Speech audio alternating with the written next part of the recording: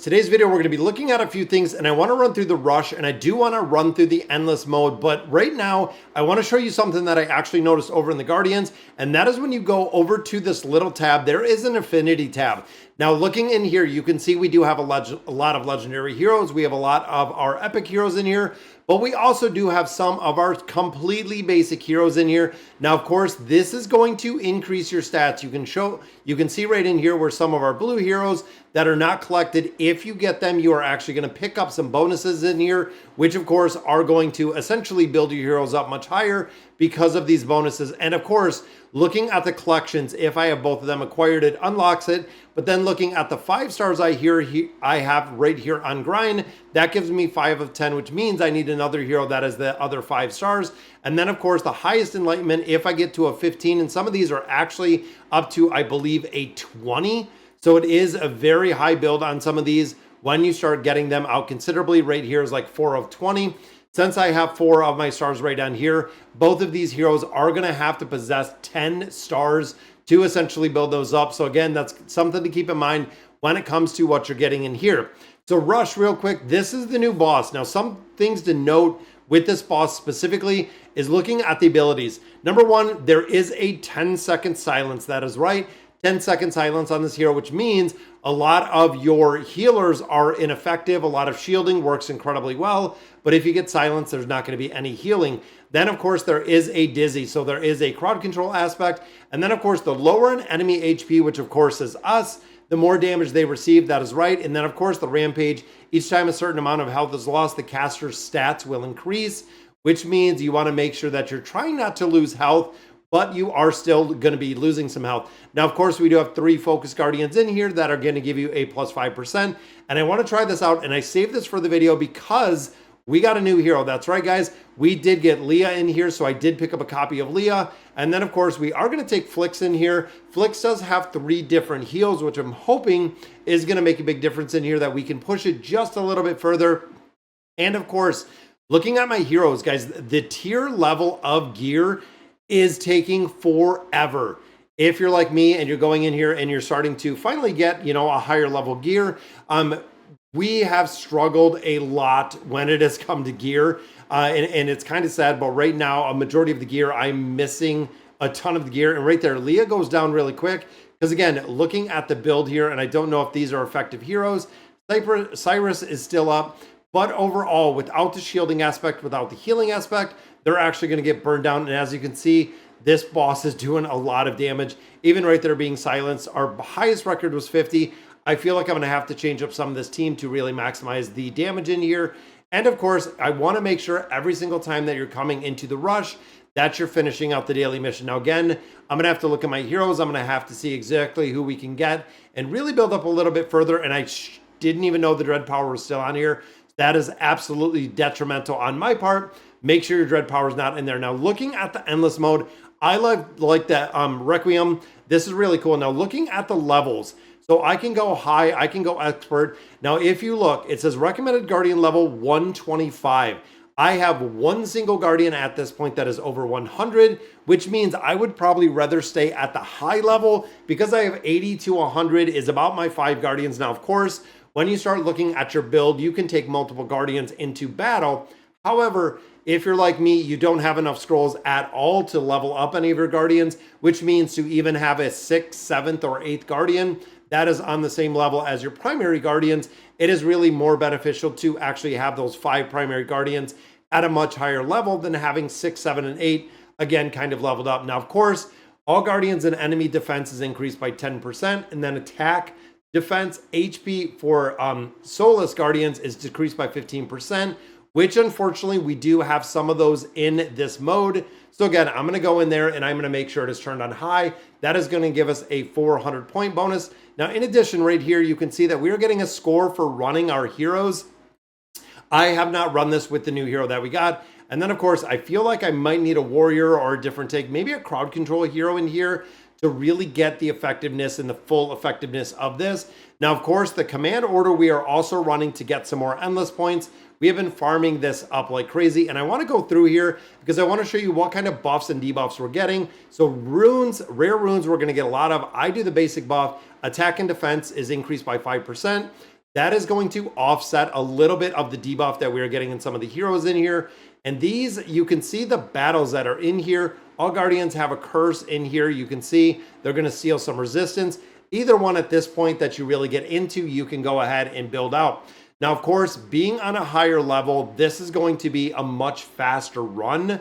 So I'm not going to be able to farm through a ton of levels. And if you ultimately want to do the best within this game mode, you can actually take off the auto. Now, it is right behind my camera, but you can drop off the ability to actually auto everything in here, which is going to make a difference. Now, of course, we have one tank in here. We have 2 Keeper Guardians, and allies gain 15 movement speed, which is good. But if you look at the second part of this, and attack speed when there's no enemies on your side of the battlefield, that is huge because, of course, if nobody is in the back row with Tia Long, if they're not back there with Leah, if they're not back there with Flix, we are not going to have to worry about the heroes. And again, this is going to give us a big buff on this back row. Hopefully we can score a little bit better. And then, of course, our tanks, Cyrus, again, some of the really early heroes do incredibly well. And I like having Leah. Again, this is the first time that I've used her. As we just seen in that other battle, this is the first time that I have run her in the Endless run. And she does have a healing ability, which I like. Now, of course, normal attacks deal additional damage to shields. Ooh, 10% magic skill damage. I'm going to go shields. Now, the reason why I went with shields, and I want to kind of explain it. I know the mage damage might have been really enticing, but you're doing 100% more damage to heroes with shields. Now, when you start getting a little bit further in here, one of the negative or the curses that you're actually going to see in here is shielding. So that is one of the very common curse that we see. So we have the ability to up and do essentially 100% more damage to the shielded heroes. It's going to make a big difference. Now, Intelligence Guardians gain 25% crit. Yes, that is on my 2 damage dealers. That is also on Flix, meaning all 3 of them are going to get a massive boost out of here, which is going to be awesome when it comes to maximizing the damage. And then, of course, going in here, ambush, don't flee. So flee will actually take up all of your guild coins. Or excuse me, not your guild coins, your dungeon coins. And there we go, rank number 44. Hoping to get a little bit further. Now, the Endless rank, I do want to look at the rewards after here. We have 2 Imperial Guards. There we go. Intelligence Guards. And again, defense, energy, recovery, 25 attack and defense. Let's go for the epic. And I think just because it's early. Now, this is a boss. Now, on the bosses, you do get the curse debuffs. So we're going to have to see exactly which curse debuff comes up. And I want to show you kind of the ones that I choose within here. I think it's pretty good. So right here, every time an ally dies, enemies regain 15 life. There is the shielding aspect. Now, I'm going to go ahead and I'm going to get that shield because remember, all enemies gain a shield equal to 25% of the HP. We are doing 100% more damage to shields, which is kind of the counter that we are looking at in here. And of course, this is the first boss that's going to die pretty easy. And as you can see, if we were going in here and we were doing this manually, I could have saved all of those ults, which I might go in here and I might just do it manually. That way we don't have Leah ulting with other heroes. Now there is more magic skill. And again, in boss battles, that is just kind of exclusive to boss battles itself. But I'm going to go in here and I'm going to grab, I'm going to go skill damage. I want skill damage because of my 2 damage dealers, but you have to be careful because you also do have to offset the survivability of the tanks. My heroes are not going to survive at all if we get entirely run over. Now this one, we do have a camp. Now the first time I come in here, I always do choose the camp because we are looking for the inspire buff that we get out of here. So looking at this camp, again, looking here, it is going to be this bottom one. Inspire your party will give you a command order. There we go. Start a combat. They get 20% damage reduction, which is awesome. So of course, when it comes to the survivability of the tanks, especially the initial survivability of the tanks, that is going to be a 40% damage reduction, which means these 2 are going to live. Now, of course, looking at this, and like I said, I'm going to take off the ultimate ability because, of course, once Tianlong or Leah kind of ult, it's pretty much game over for the enemy. So I don't want them ulting on top of each other. Now, there we go. So we get some more damage, HP reduced. I'm going to go with right here, start a battle, increase the attack by 50% of defense, which means my tanks that are high defense are going to have some increased attack, but also looking at my back row, even with the defense that they carry, again, is going to allow us to boost up some of the attack. And I got to look right here because, again, Tianlong ults so fast. It is kind of incredible. As you can see, guys, we're probably 90% plus already on that bar because all of the targets are dying that fast. Now, of course, this one, that is crit. We could have crit right here in the first 8 seconds of battle. All Guardians ignore fatalities. So once we start getting higher and we get burst, I don't want my tanks dying at the very beginning of battle, which we do see happening a lot of times. As we get further, again, we are not going to flee because we don't want to sacrifice all of our dungeon tokens. Boom, there's our ult. And look at that crit, guys. Literally, that was like, what, 18,000 crit right there, which is kind of crazy, which is the reason why we built out the hero. But tank ults grant shields. That is actually really good. Again, within those first seconds, so we have a damage mitigation. We also have they can't take a fatality.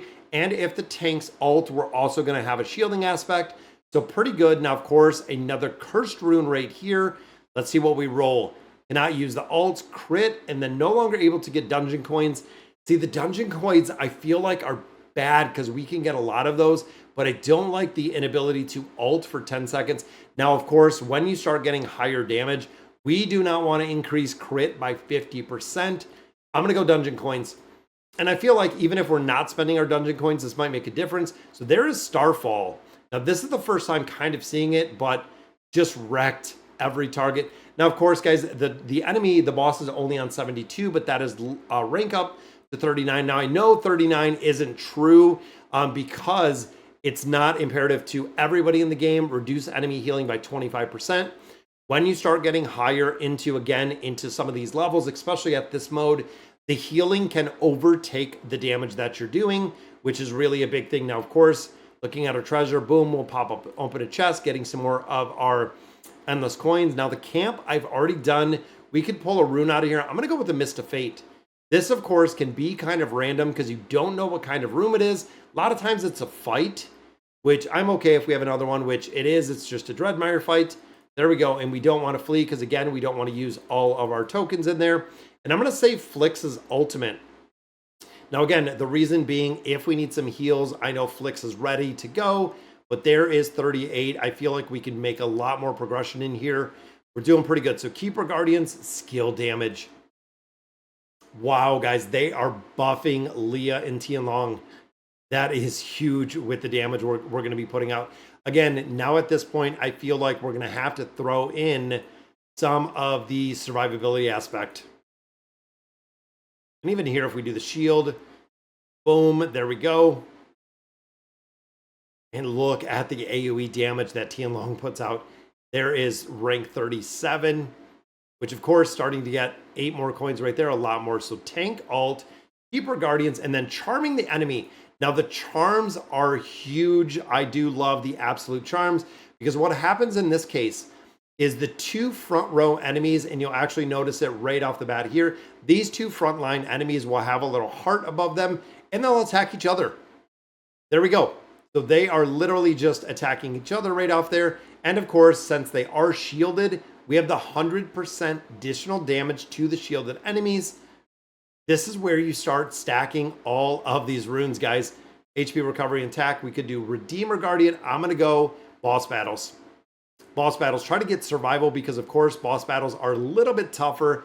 And I feel like the heroes in here, just the regular abilities, we are going to farm this up. And we're actually farming it up pretty quick. I'm pretty happy with where we are right now. Let's see. Boom. Look at the damage in these.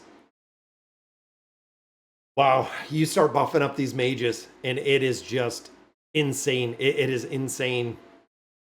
Start a battle, the enemy. There we go. Physical reduction. Gain 10% magic damage for every enemy killed. And of course, it is a boss mode, which means it is a cursed rune again. Hopefully, it's not going to be a bad one. Let's see what we get in this one. All right, so can alt, crit, and reflect. So again, crit we don't want. Reflection, you're dead. With the amount of damage I'm putting out right now, this will literally kill everybody. 50% of incoming physical damage, but receives an additional 25% magic damage. And I'm thinking I have 2 targets. Now, the physical damage, of course, is coming from my tank and my off tank up front. Yeah, I'm going to stay away from that one. I'm going to go for the alt. Hoping that wasn't a big mistake. And I know, again, 10 seconds doesn't seem like a lot of time, but I feel like we're still at the point where our regular attacks are going to make a big difference. We're going to have enough to get through a lot of the shields. There we go. We can get through it. And again, this is room 17, but there is 34 on our rank. All right, attack.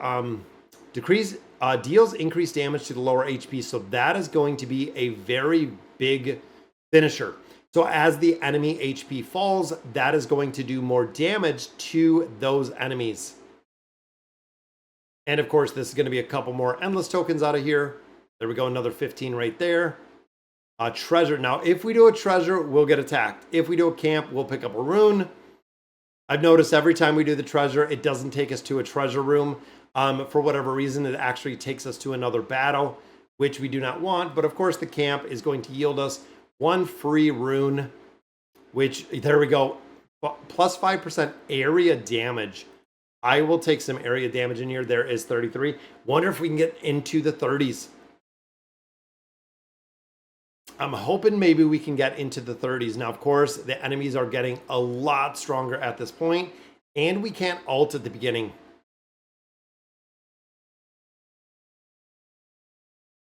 I'm hoping, just really waiting, and see, Leah went down, but right now we can pause, we can restart, and that will take us back into it. Yeah, and look at that cancel. Again, Leah just taking a ton of damage, ton of AoE damage from in there. I'm almost wondering, let's get Flicks to get a heal up. We got, oh, Leah went down again, and we lost it. We didn't stop it fast enough. You could slow it down. You could go through here and just kind of very, very slowly try to farm it out. Recovery, Redeemers, you know what? Attack is by 100%. Definitely need to just keep it right on the pause where if somebody dies, we can go ahead and shield them really fast. Or reset this pretty quick. Because, of course, there's nothing we can do for the first couple seconds. We'll try to get the ults off. Yeah, see, you can't do the ult. There's no way to be able to do this that's going to be feasible. That waiting 10 seconds was an absolute mistake, because of the damage we're putting out with the ultimate abilities. Now they explode. We don't have any tanks left. We don't have any redeemers. Let's go for this one. Now, of course, this is usually going to be a fight, which it is. There we go. This one, we're probably going to be done. Now, of course, we could have just fleed, but I want to see. And of course, we can't do the ultimate ability, which means we're just going to be run over. Pretty cool, though. I do like it. So room 22, that is the highest that we have actually gotten in the high level. Now, one thing I do want to note is when it comes to the Endless Store, we are getting a ton of loot out of here with our rewards, trying to get some more scrolls, trying to get some more gold. But out of the shop itself, we have actually looked, and we are saving right now for Leah's crown because, of course, we finally have Leah. Right now, we are saving for Tarvos, and then we'll get that one as well. And then we also did get Grizel's amulet, which I didn't know. So when you get this, it gives you the ability for one hero to have a special ability. As you can see here, it'll awaken a latent skill, but when you get it, you are randomly assigned, and I believe what they were talking about in Discord is you are assigned one of 5 different really random generated stats that you could get on this item. That is why there is 5 of 5 available, because you can get some random stats on this. All right, guys, so that is going to do it for today's video. Let me know in the comments what you guys think. And as always, thank you guys for watching.